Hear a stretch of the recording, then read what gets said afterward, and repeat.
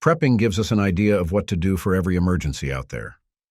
Part of the things you need to plan ahead for your bugging out is knowing which places you should avoid after a disastrous SHTF. To be fair, after a cataclysm, the number of places that you can safely go to is reduced, and for the most part, you need to dodge a lot of spots, even if you feel that it's rational and safe to head to whatever these places are. What's up, fellow preppers?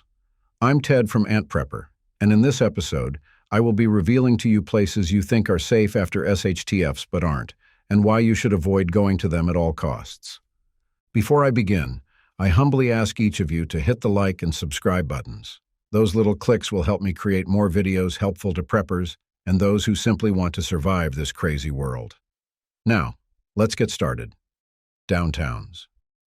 I will have to make an assumption that you are living in an urban region, such as cities or metropolis. Part of the reason why you or your family chose to dwell there is because of the convenience these areas offer, especially in terms of jobs and recreation. But the thing is, after an SHTF, these areas are the ones that will crumble first. In particular, you need to avoid the respective downtown areas of your city since they will be plagued by a lot of dangers. There's a possibility that these areas could become a breeding ground for diseases due to the breakdown of sanitation and health services.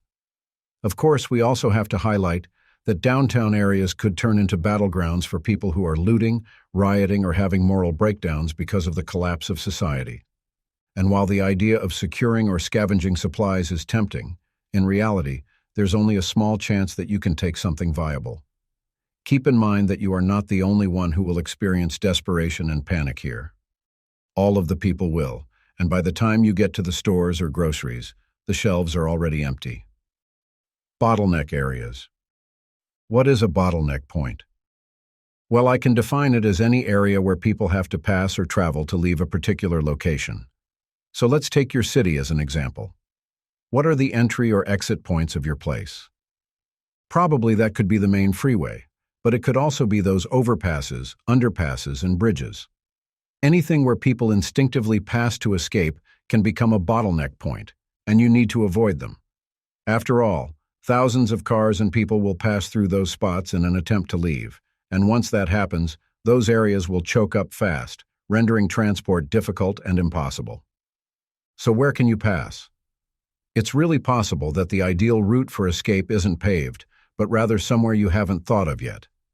That's why route planning is important so that you can find viable paths for escape, even if it means passing a shallow river or walking for long distances. And yes, this also means that you have to avoid intersections and main roads. After an SHTF, there's a 95% chance that they are no longer passable, and in some cases, these points could be potentially dangerous.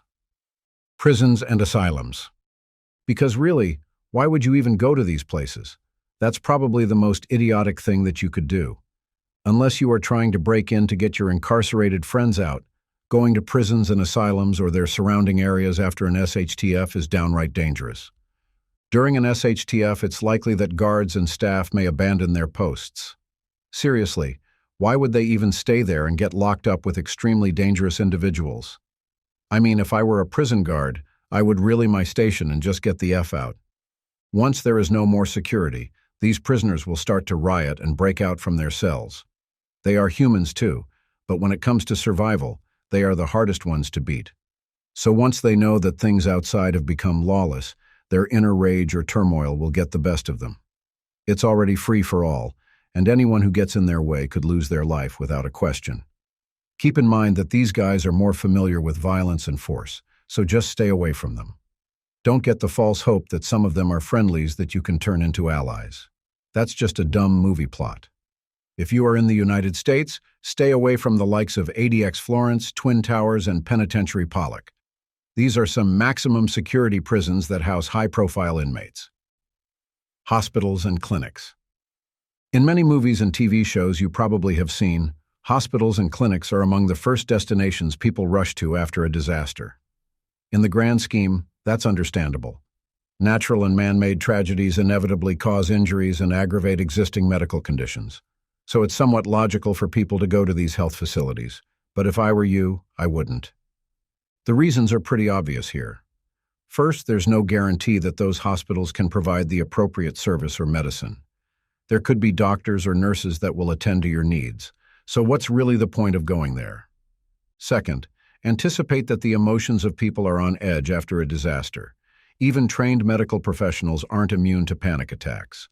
Hence, there's always a likelihood that violence could spark any time in these areas.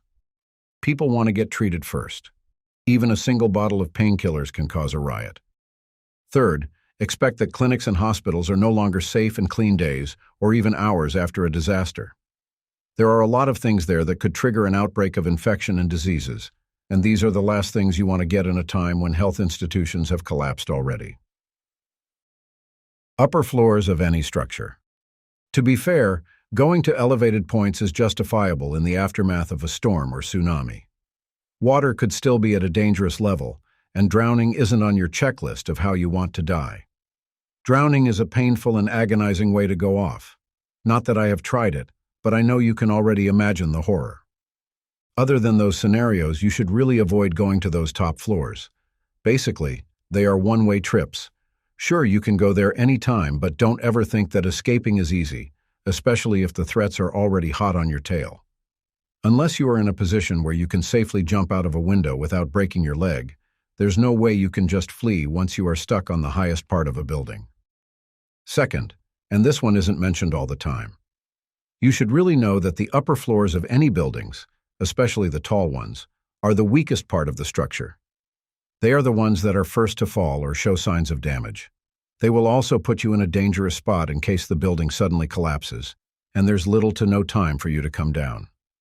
To prevent any of these things from happening, don't consider the upper floors as a place for hiding or refuge. Low-lying areas, forests, and difficult-to-reach locations are much better choices here. FEMA camps or government shelters. You didn't see this coming, did you? But if you are the most cerebral prepper or survivalist out there, I know you already know what I'm talking about. You see, these shelters, by default, are put up by the government to cater to those families and individuals displaced by disasters. However, they aren't really ideal safe havens. In fact, they are more dangerous than what they initially appear. Now, there are two scenarios that could play out here. 1. Government or FEMA shelters are manned by the military, and there's a 100% chance that martial law is being implemented in these areas. If you do something suspicious, you can be taken out without warning. Entry is easy, but exit is difficult, considering that these camps will force you to do manual errands to get things running. It's a sort of imprisonment and forced labor, and you don't want that. And even if there are military personnel in these areas, violence is still something you can't rule out. People are agitated, and hot tempers can easily create a massive ruckus. The second scenario is exactly the opposite of what I've mentioned. After an SHTF, these camps and shelters are probably empty. Everybody deserted due to the absence of supplies, medicines, and security. After all, people will immediately proceed to these areas for help. There's a likelihood that the military will not be able to suppress the uprising, which in turn could turn into massive looting. Hence, there's no point in going there anymore.